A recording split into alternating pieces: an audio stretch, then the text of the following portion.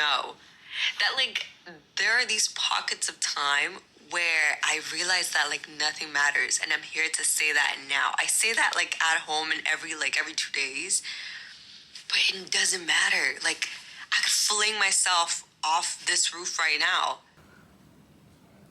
Female hysteria. I have a notebook and we're gonna talk about it right now real quick before like this motivation leaves my body. So I'm pretty sure it's like a fake term, like female hysteria. Like it was like you were diagnosed and it was like a male doctor telling you that you have to go to like Iceland and like live in like some green pasture or something and live in a tiny house to cure that. Like, hey, sign me up. Guilty, sign me up. But it wasn't true because it was just really emotional women, like in tune with their emotions and what they felt, and they just weren't behaving the way society wanted them to feel. Society meant in society wanted them to like feel like and stuff. But you know what? That's the topic. This is my female hysteria. This is what we're gonna talk about. Sub point before the first point that I have here. I recorded this an hour ago, and it turns out that it was 48 minutes of it being in slow motion and no audio. I wanted to end it right there. Like, irony, because I really did. But hey, we're gonna make this again. The first one, my main point on this video that I showed is that nothing matters. Nothing. You're an atom. You are like an atom in the universe. That's how you think you are. But you're just the universe within the universe. Like, I don't know if that makes sense. But you're just, sometimes like you're focused on something like day to day. You're focused like, oh, okay, like I have this problem or this task like in my job, or I have to deal with this after like work, after school, like I have to handle these problems. Maybe it's family related, maybe it's like relationships, friendships. But when you think about it, that's just like you focusing every single day on that single day. You're not thinking about life as this big orb that you have. Like, this is all you have. This is all you, this is the longest thing you actually ever know, life. So you should feel like the universe in the universe, like to capture everything in, and not like an atom. Like an atom is already like the smallest thing. You're already focusing on one thing.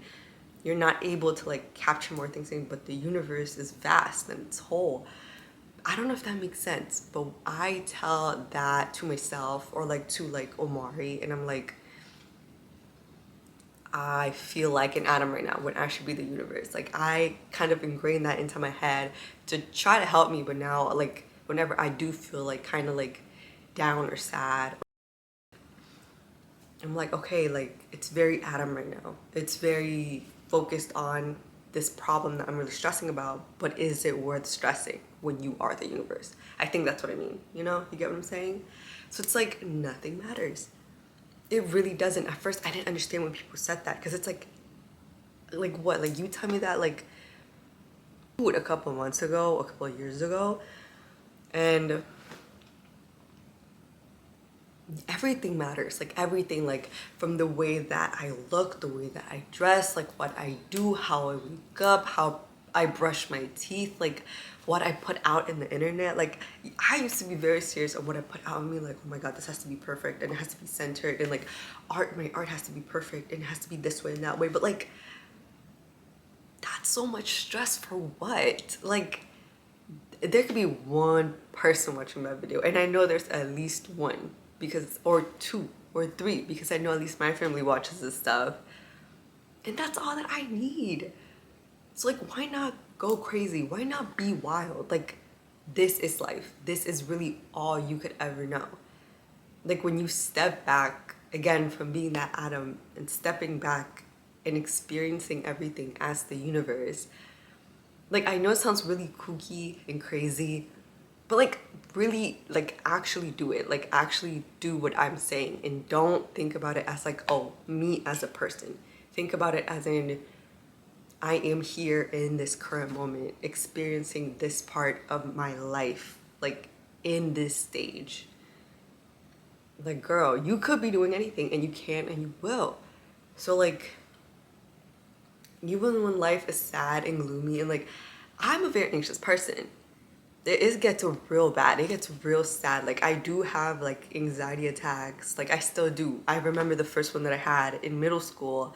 Like, before middle school started, I remember I was watching Ghostbusters and I don't know why. Like, it was my very first anxiety attack. And my parents just thought it was because I was watching Ghostbusters and I was scared. No, babe.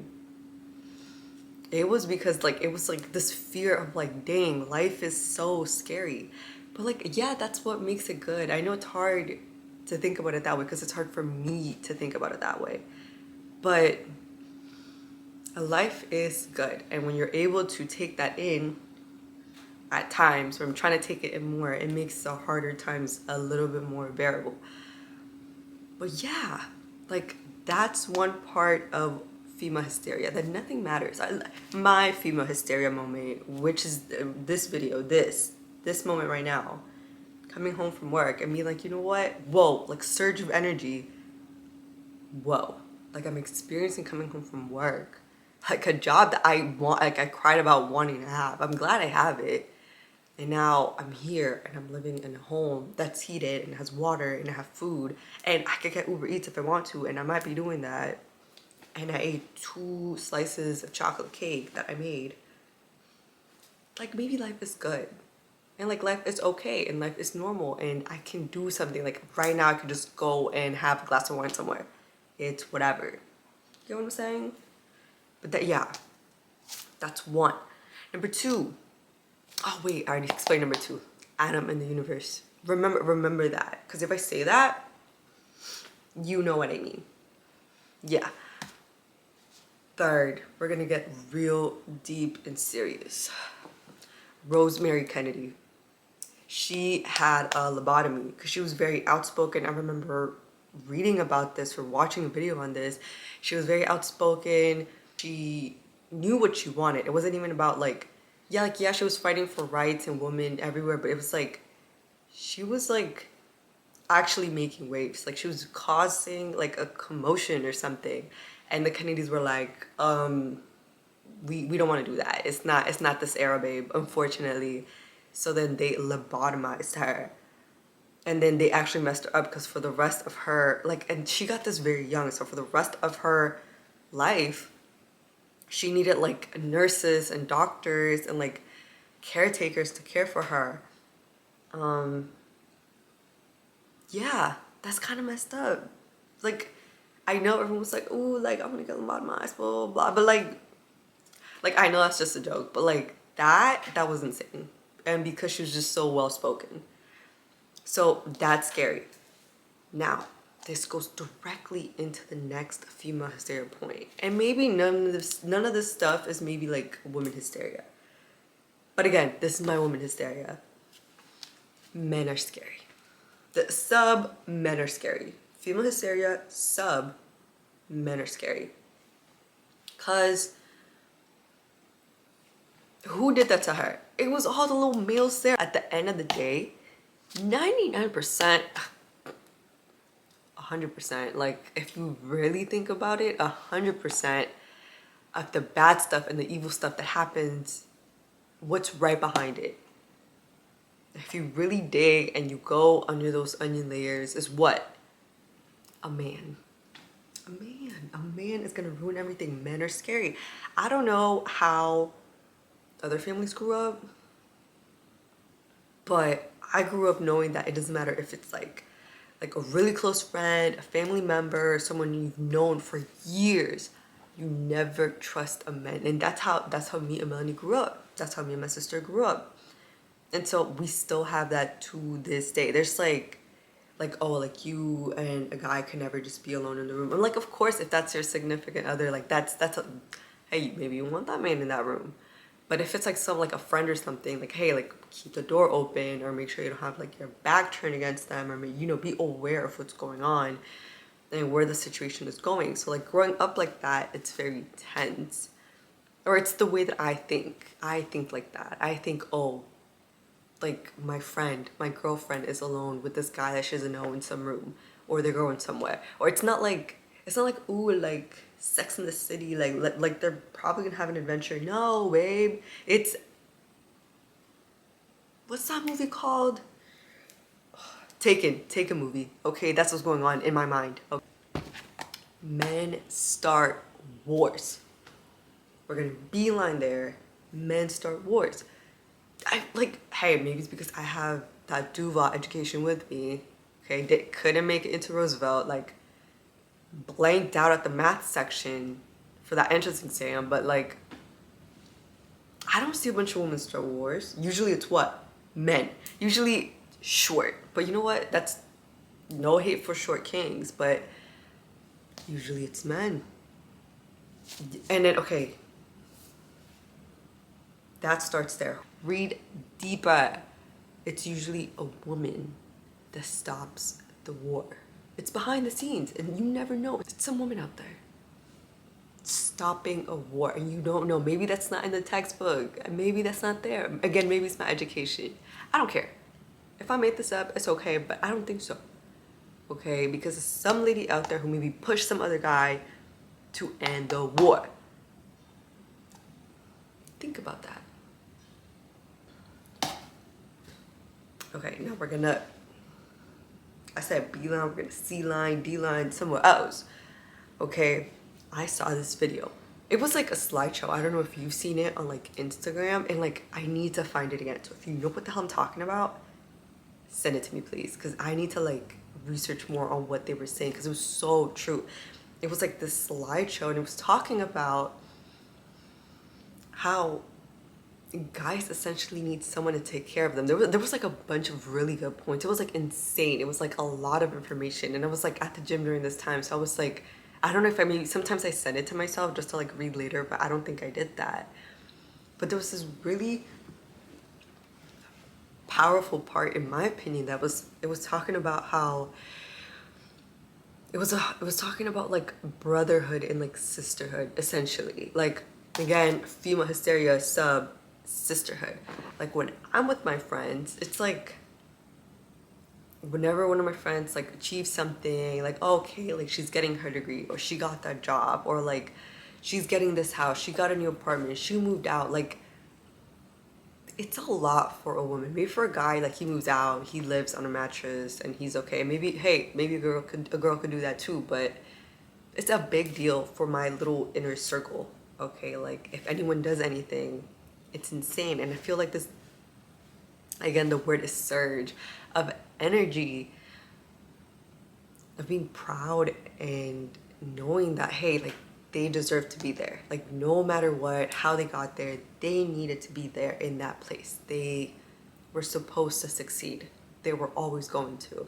And you have this feeling that kind of feels like love, that kind of feels like family love for a friend. And it's like, it's even beyond that. It's insane. I can't explain it. And that is part of sisterhood. And any other girl would probably know what I'm talking about. But guys experience that differently. And if they do experience that, it's probably through like war or something. I don't know what type of brotherhood you guys have in that, but guys aren't able to like talk about their feelings. This was in the slide. So it was getting to the point of, as a girl, like, you and me can talk face to face, and I can tell you about like the hardships or like the achievements that are going on in my life, and you're able to do the same. And it's okay to open up, and we can look at each other, we can hold hands, we can hug, we can communicate very clearly on what we're feeling. But guys don't do that. Guys need a third component, kind of like a proxy. They need like, oh, okay, it's like a video game or something, and like you're playing Call of Duty, or I mean propaganda, you're playing Call of Duty and you're on your little video game or whatever, and then you won a match, and then you're just like, yeah, like, wow, good game. By the way, man, like, yeah, she broke up with me, blah, blah, blah, blah, blah. And then it's like they're constantly facing like the TV. They're never eye to eye. They can never have that type of emotional understanding or safety. It has to be through a third thing. Like, oh, you're at the bar with your bros or whatever. I mean, maybe the game's going on and you're holding beers or whatever you drink, okay? you're not looking eye to eye. You're looking at maybe that baseball game, basketball game, football game, and it's never an eyeball connection. Like it could be for that, it could be with sports, it could be with video games, it could be with like a show, it could be anything, but they will never sit down and have like a cup of coffee or tea or a tiny little dessert and look at each other and be like, this is what's going on with my life. Like maybe I want your understanding and your advice. They're not able to do that. And that is a big part of my FEMA hysteria moment. The other video that I made was so crazy. It was like, at least this was way more organized, but like, this is what I mean. Also, like, I think I'm done with this video, but like, side note to FEMA hysteria, we need to be more crazy out there.